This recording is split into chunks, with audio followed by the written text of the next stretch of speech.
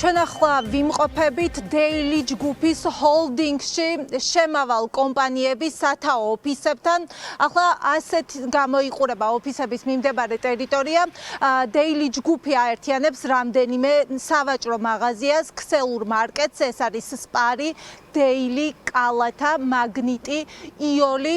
სწორედ ამ ქსელური მარკეტების სათაო ოფისებში შესული არის სახელმწიფო უსაფრთხოების სამსახური დილიდან და მთავარი მოთხოვნა მათი არის სწორედ ფინანსური დოკუმენტაცია და არა მხოლოდ ეს ისინი ასევე ითხოვენ კომპანიებისგან რომ გადაეცეთ მათ შესყიდვები თუ ვისგან როდის როგორ და რა ფასად შემოაქვთ პროდუქტები და სხვადასხვა კომპანიების სათაო ოფისებში არიან შესულები მთელი საქართველოს მასშტაბით და ეს ადამიანები ახლა დაახლოებით 1 საათზე მეტია იმყოფებიან შიგნით მმართველებთან ერთად და სწორედ ამ დოკუმენტაციას სწავლობენ, როგორც ვიცით, ამ დოკუმენტაციას სახელმწიფო უსაფრთხოების სამსახური გამოითხოვს და წაიღებს და ამის შემდეგ უკვე ვნახავთ რა საგამოძიებო მოქმედებებს ჩაატარებს სახელმწიფო უსაფრთხოების სამსახური. ქსელურ მარკეტებში ჩვენ გვიდასტურებენ, რომ სახელმწიფო უსაფრთხოების სამსახური დილიდან არის შესული, ისინი დოკუმენტაციას ადგილზეც ეცნობიან და წაიღებენ სახელმწიფო უსაფრთხოების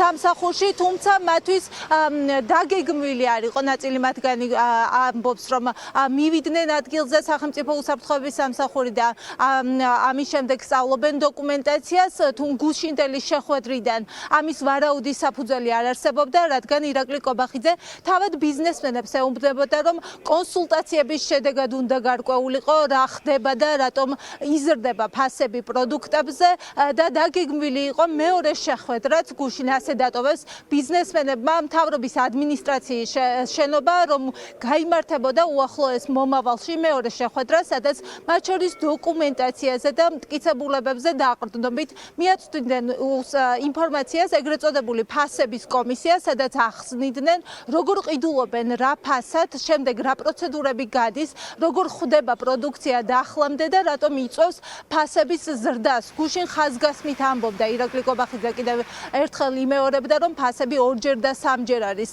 გაზრდილი, თუმცა ხაზს უსვამდა, რომ კონსულტაციების შემდეგ უნდა მომხდარიყო კონკრეტული პროცედურების გადახედვა და ამის შემდეგ უნდა მომხდარიყო ფასების დარეგულირებაც, თუმცა მისი განცხადებიდან 24 საათიც არ იყო გასული, რომ სავაჭრო ქსელებისა თუ სადისტრიბუციო კომპანიებში ახლა უკვე სახელმწიფო უსაფრთხოების სამსახურის თანამშრომლები გამოჩნდნენ.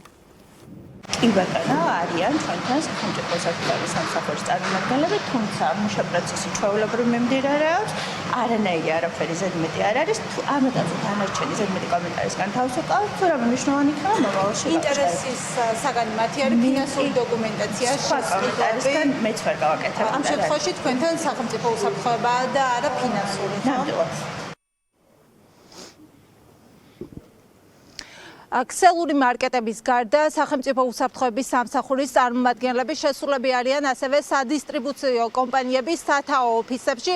ერთ-ერთი არის ყველაზე მსხვილი სადისტრიბუციო კომპანია დაფნა, სადაც ადგილზე მისულებს დაგვიდასტურეს, რომ გამომძიებლები იმყოფებიან ადგილზე 1 საათზე მეტია, რაც ისინი ტერიტორიაზე გამოჩნდნენ და ამ შემთხვევაშიც კომპანიის წარმომადგენლები ესწრებიან და ისინი გადასცემენ სწორედ ფინანსურ დოკუმენტაციას სახელმწიფო უსაფრთხოების სამსახურის წარმომადგენლებს. დაფნა არის ერთ-ერთი მსხვილი სადისტრიბუციო კომპანია, რომლის მფლობელებიც არიან აზერბაიჯანის მოქალაქეები და საქართველოს ბაზარზე ის ოპერირებს როგორც ქართული სუფრა ამ სახელწოდებით და 400-მდე დასახელების პროდუქცია შემოდის და რიგდება მთელი საქართველოს მასშტაბით. ეს არის არა მხოლოდ მაგალითად ბურღულეული, არამედ უნდა აღინიშნოს, რომ არის პირველადი მოხმარების პროდუქტები, როგორიც არის ზეთი, მარილი, ბრინჯი, შესაბამისად სავარაუდოდ სწორედ პირველადი მოხმარების პროდუქტებზე შეიძლება გაამახვილოს მთავრობის ადმინისტრაციაში შექმნილმა ეგრეთ წოდებული ფასების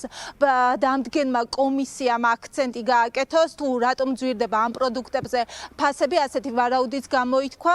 საინტერესო ამ საგამოძიებო მოქმედების დასრულების შემდეგ სახელმწიფო უსაფრთხოების სამსახური თუ გაავრცელებს ინფორმაციას, რა დოკუმენტაცია გამოითხოვეს ან რომელიმე კომპანიის წარმომადგენელს დაიბარებენ თუ არა გამოგითხვაზე. ბატონ ნიკოლოზ, ფინანსური პოლიცია დაფნაში რატომ შემოვიდა? ჭხრეკა მიმდინარეობს თუ დოკუმენტები ამოიღეს? ვერ გეტყვით ვერაფერს, მე თვითონ არ ვარ საქართველოში. ყველა ოფისში შევიდე თუ მხოლოდ სათა ოფისში მიმდინარეობს ჭხრეკა? არ ვარ საქართველოში, ვერ გეტყვით. ხო, მაგრამ და დოკუმენტები ამოიღეს არ გითხეს? მარტო ჩვენთან არ არის. ყველგან შევიდნენ.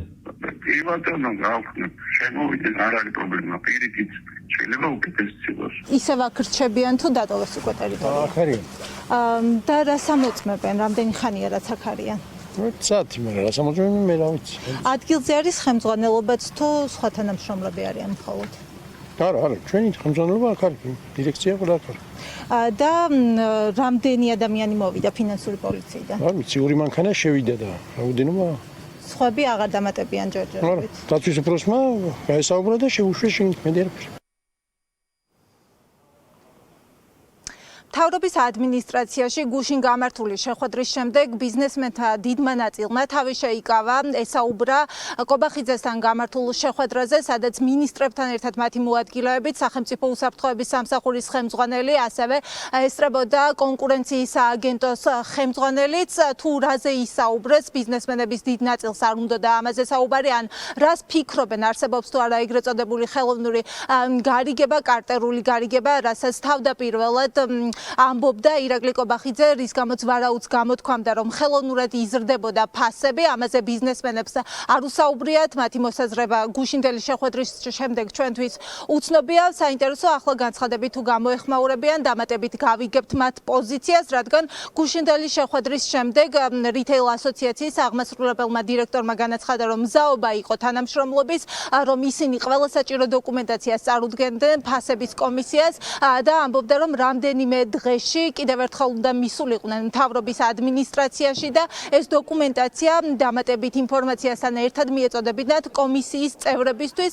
საინტერესოა, გაიმართება თუ არა კიდევ ერთი შეხვედრა მთავრობის ადმინისტრაციაში, ან სახელმწიფო უსაფრთხოების სამსახურში ვნახავთ თუ არა ახლა უკვე ბიზნესმენებს გამოკითხვაზე დაბარებულებს, მას შემდეგ რაც ფინანსურ დოკუმენტაციას უწყება შეისწავლის.